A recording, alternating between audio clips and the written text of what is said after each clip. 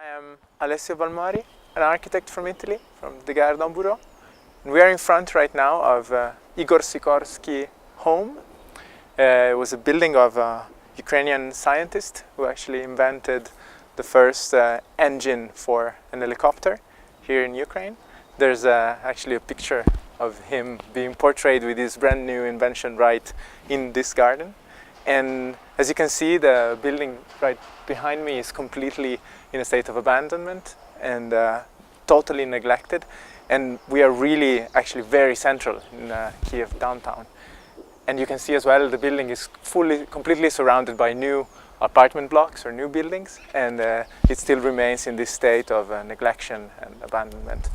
This is of course a pity because, as anyone can see, it's really a beautiful piece of heritage from the Ukrainian past, and it should deserve like a better treatment or a possible renovation. So one thing, of course, it's hard because, as you can see, the building is really in bad condition, and it might be very expensive to do it as a fully public institution or public intervention.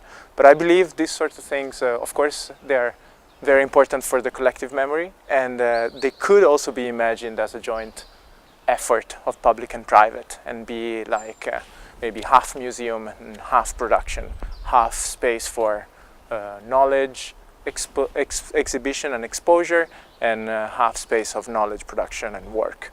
So this sometimes can help and make it possible. It's still crossable, like public space can actually filter and pass through, and this makes it visible to the people. And awareness, I believe, is so much like a good starting point for the change of things.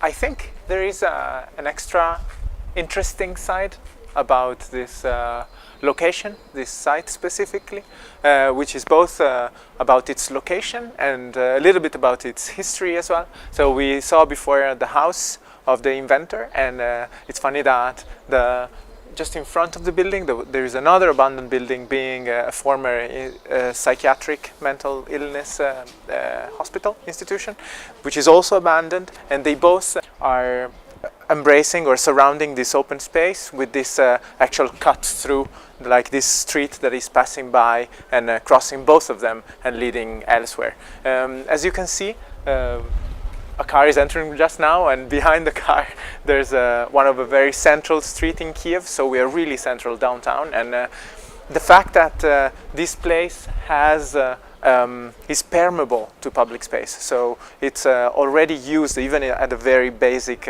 zero level use of like public parking, is already a possible indicator of a future change. So maybe if it's too hard or too expensive or too difficult to start the renovation from the building and make it into a new institution from scratch, still the process of upgrade could actually start from the public space. So the fact that it's not a blocked out blank zone of the city, but it's already possibly crossed by people, and gives the chance of occupying the outdoor space with actions, activity, and then making the place visible and starting like an uplift process that maybe can take longer in the future but still happen.